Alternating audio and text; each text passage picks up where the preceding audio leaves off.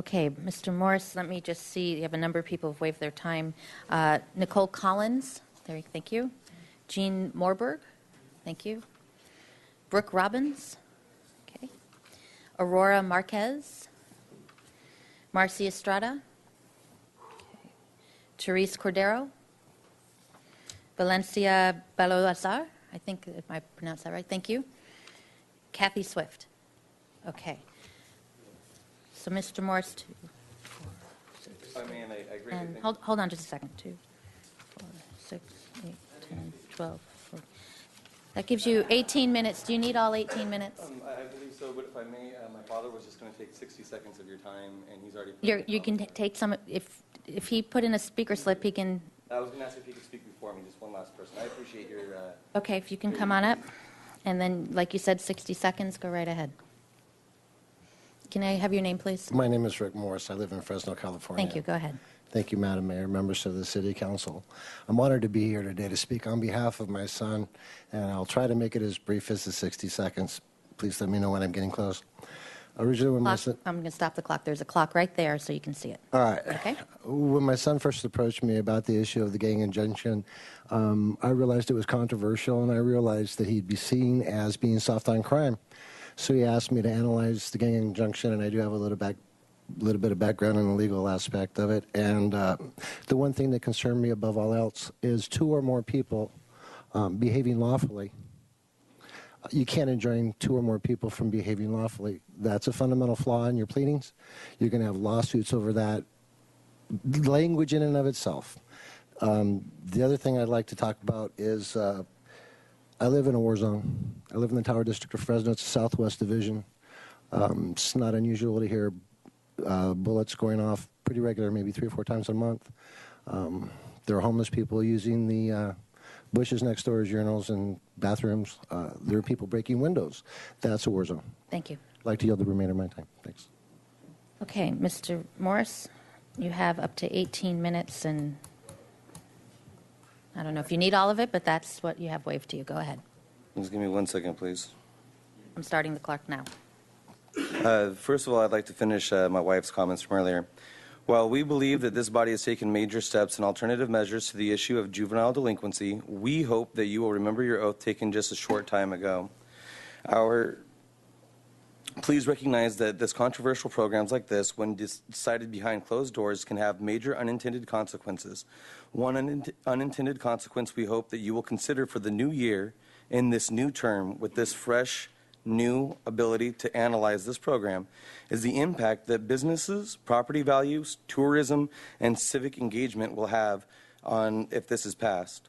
As a student club, we are concerned about the impact on foreign students that may choose other places to go to school, or the impact on current students having the burden of proof to show where they have been or that they are actually on their way to school.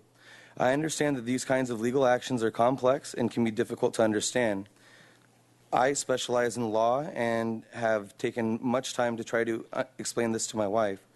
I've looked at the 400-page document filed by the city in December, and we have both wondered, have any of you actually read the 437-page document filed in your name? I mean, this is in your name. The City Council, the representatives of the city of Santa Barbara, which means that you represent us. And we have read this. And we're telling you that there are some really big issues with this gang injunction. And I'm hoping that if you're willing to put your name on this, you will have at least taken the time to read it. Let's be clear.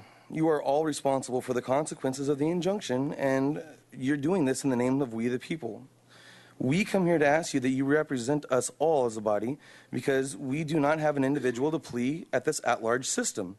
I wondered, since I moved to Santa Barbara County, or since my wife has moved to Santa Barbara County in high school, she's never once been accosted by a gang member or threatened in the proposed safety zone under the pretext claimed by the motion for the preliminary injunction.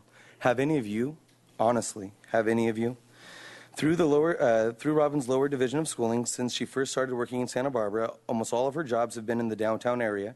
She's worked for the Metro Theaters for years and got a job with downtown city parking, and often had issues with drunks that couldn't find a bathroom quickly enough or copulating in the elevator.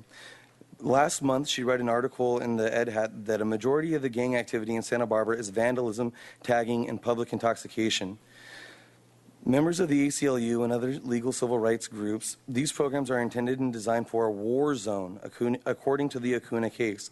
We have spoken with many business owners, property owners, residents, students, and tourists, and we feel that the city is declaring more than 75% of the city a war zone. You should see the response we get. It's an absolute shock that you believe that this city is a war zone.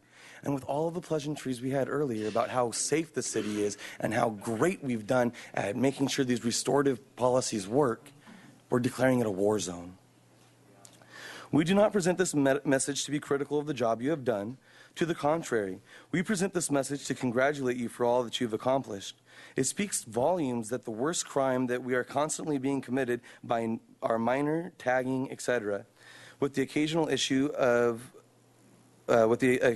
more serious issue.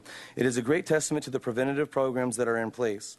During your tenure, crime rates have declined without the need of the gang injunction. We are here not to challenge you or to cause a confrontation, but to offer you information that you haven't previously considered. I am sure when you first started this process, you thought it would be relatively quick and inexpensive, that the community would embrace the security versus over liberty argument.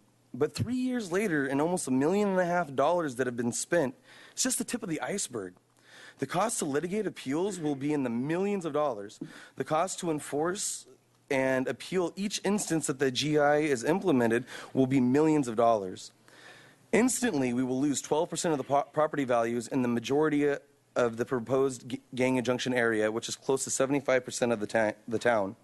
Mr. Hotchkiss and other city council members have done a wonderful job bringing those tour boats, but when this hits the national press, people are going to say that it's a war zone and they're no longer going to come here. They're going to dock elsewhere. The fact is that less than 50% of registered voters participated in the last election is telling that the people do not feel that it's worth engaging in this process because it does not work anyways. My wife is an educator, and she has a lot of other alternatives that I would hope that you would take time to talk to her about. I would also ask, when was the last time that you saw an outcry from the community like this before? Who are you representing in this action? On a final note, I would like to recognize Councilwoman Kathy Murillo for establishing the pro-youth movement and being dedicated to keeping her heart in the community. When this community called for, she answered. I understand that it can be difficult being the voice of reason in a sea of controversy, but the fact that you are willing to engage speaks volumes about your character and intentions as a city council member. To represent these people here behind me and develop solutions, not excuses. Please rescind this preliminary injunction. Place the gang injunction on the agenda as an actionable item. Please rescind the permanent injunction request. And let's come together to develop some alternative solutions. And I would like to thank you for your time. My name is Brandon Morse, and I'm representing the Santa Barbara County Young Republicans Federated today. I'm also representing the Republican Liberty Caucus. I would like to personally congratulate you on your success in this past election. I know that it was hard fought. With a lot of emotion. We recognize that we do not agree 100% of the time, but we still foster open channels of communication. I had the honor of working with members of both parties. I spent many hours working for the Republican slate, including Mr. Hotchkiss, and I was impressed by his willingness to talk openly about his policy decisions, including the policies that brought in the cruise ships, tourism, and he was also willing to talk about policies we didn't agree with. Of course, I would have loved to see more success, including my friend Jason Nelson, to have joined you. But as a friend once said after the election, despite our differences, we're all cordial and find what we can agree to work on. Mr. Hart, it was an honor to walk the precincts with you, collect data by directly asking the people in the proposed safety zones their level of knowledge and proposed thoughts on solutions. Through the data that we received, we now know that there's a large segment of our community, as you can clearly see here today, that is against the gang injunction. They feel that the current trend is an overwhelming success with the programs that are already in place and that gang violence is significantly on the decline. The proposed gang injunction is not to be given any praise to that, but it will cause significant impacts, including decreases in tourism, decreases in property values, decreases in business walking on State Street, because you guys are declaring State Street the front lines of a war zone. Do we understand what kind of implications that's going to cause whenever we have business owners that are going to say, do I want to move my business on the front line of a war zone? I personally wouldn't. And I don't think that a lot of people that are thinking about where are they going to put their houses, where are they going to put their businesses, they're going to think the same thing. Today, our motto is solutions, not excuses. And I'd like to talk about a few of those for a moment. In the city of Fresno, they've developed a program recently with the 7-Elevens. It's kind of ingenious, if you ask me. They have a small set of books behind the counter. Any kids can go back there. They check out a book. They write a small summary about the book. They get a free Slurpee. How awesome is that? What about we do this with the bike shop down on State Street, the pizza shop down on State Street? What if we do that sort of thing in our community? Don't you think that that might be a better way to engage our businesses as opposed to tell them, hey, your business is the front line of a war zone? I think so. I have been a huge advocate for programs like the Police Activities League, Primo Boxing, real programs that we can reach out to the community and have meaningful solutions. One of the things that I would like to point out about my conservative friends here on the city council, they had enough wisdom to understand what kind of a negative impact putting a blue line around this city was going to have whenever you're talking about tourism and property values. That blue line is just the tip of the iceberg. You're talking about calling our town a war zone. What do you think that's going to have as far as an impact on our businesses? I know a lot of you guys have businesses that are in this community, in this enjoined area. The injunction hasn't worked. There's been some people that have said, and I think that it's wise words from back in World War II. At first they came for the Jews, but I was not a Jew, so I did not speak. And then they came for the communists, but I was not communist, so I did not speak. And then they came for the socialists, but I was not socialist, so I did not speak. And now they've come for me, but there's no one left to speak. We are here today as that voice. We are not going to look back and say all these decisions that were made in private without the accountable vote, without saying, you know what, I believe that this is what's best for my community. I'm going to bring it to the people. I'm going to ask them, what do you think about a preliminary injunction? Let me go on that for a moment. Preliminary injunctions are typically done at the very beginning of the process, so it's quite troublesome for people in the legal community that see these sorts of tactics being put forward. Given only 30 days to respond to 437 pages of which you all put your names on that you haven't even read. That's troubling for a lot of the people here. The fact that $1.5 million is just the beginning. You're talking every single time someone has an enhancement, they're going to appeal. They're going to sue because of wrongful arrest, and it's going to go through the appellate process all the way up to the Supreme Court because there is new ground here that you guys are trying to break. I plead with you. We are not anti-police. We are not anti-city council. We just want you to understand what you're doing and how it affects all of us. You see the people that are still here. This sort of thing doesn't happen here in Santa Barbara. This sort of thing doesn't happen in most communities where you have this kind of unified voice. I don't see not one person here saying the gang injunction is a good idea. The Democrat Central Committee has voted against this. The Republican Liberty Caucus has voted against this. Many people in the Young Republicans have questions about this. People at Santa Barbara City College, the faculty, the ACLU. There are more questions than answers that are being brought before the community, and for some reason, we're the ones that are asking it. We're asking you guys to ask these questions because we can't. We can't go to Cam Sanchez and say, why is it that you're placing DUIs in the same category as gang offenses? Why aren't you separating those numbers from adults and youth? Those are things that we would like to know.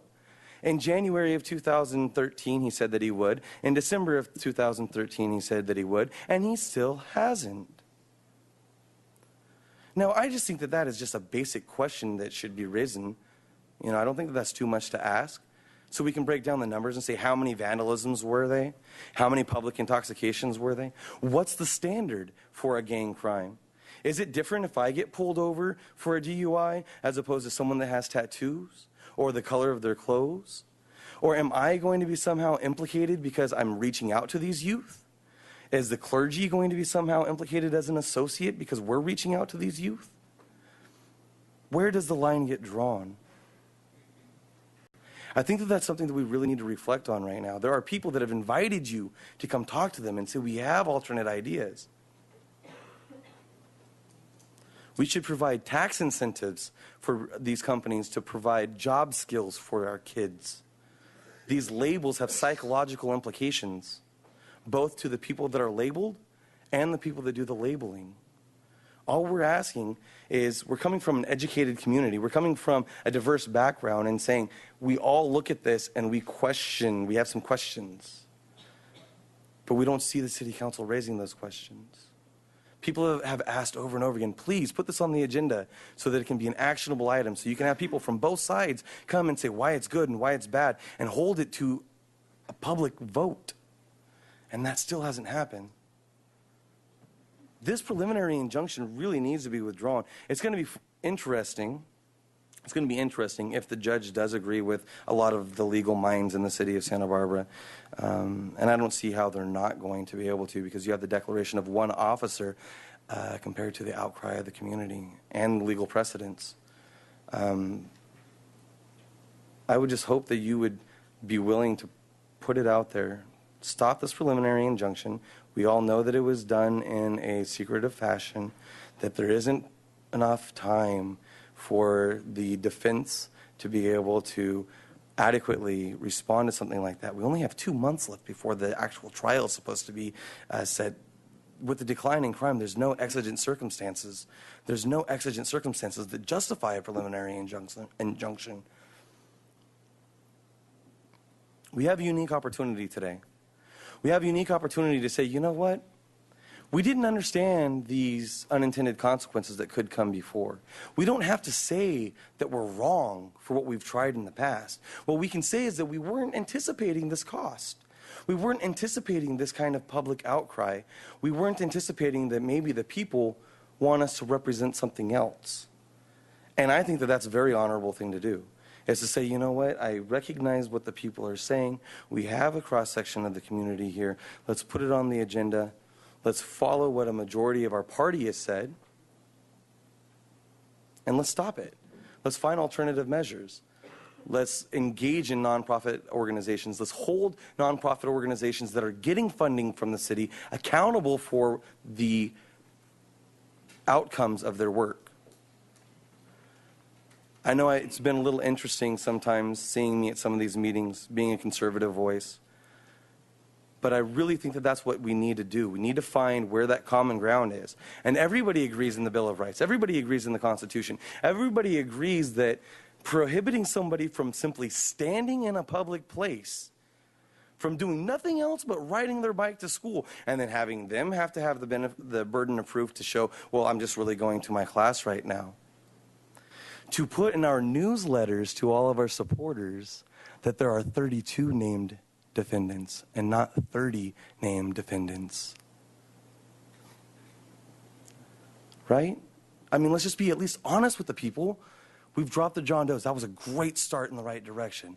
That was an awesome start in the right direction. We understand what the unintended consequences could potentially be with these unincorporated entities, because it does prohibit constitutionally protected behavior. We already have the tools available for people that are violating crimes, that are committing bad behaviors. I have to say that I am humbled and honored that I was able to have as many people yield their time as they were. And I would like to point out that all the people that gave me that honor were from different backgrounds, different areas of this community. And one thing that we would all like to say, we do not feel afraid when we are walking in our communities. We do not get accosted by gang members on a regular basis. We do not feel that our community is a war zone. We agree with the way that you described it earlier, and we're wanting to keep it that way. Having this injunction be implemented is definitely the wrong direction. I understand I only have 52 seconds left. I'm keeping an eye on it, and I appreciate your patience. I really do. But this is an important issue, and I am speaking for so many people. It's not just me. It's not just my clubs. It's not just Republicans. It's not just Democrats. It's everybody that's here right now. They stayed Even though they believed that it was their right to speak out on number 9, they stayed because they want you to understand that we don't agree with this gang injunction, that we want the voice of the people to be represented. The Democrat Central Committee, the Republican Liberty Caucus, the Republican clubs at Santa Barbara City College, the students, the people, no matter what their race, no matter what their religion, everybody that I've talked to has said that this community is safe. We aren't being accosted. And we don't need a gang injunction to stop some taggers. We don't. Thank you. Thank you.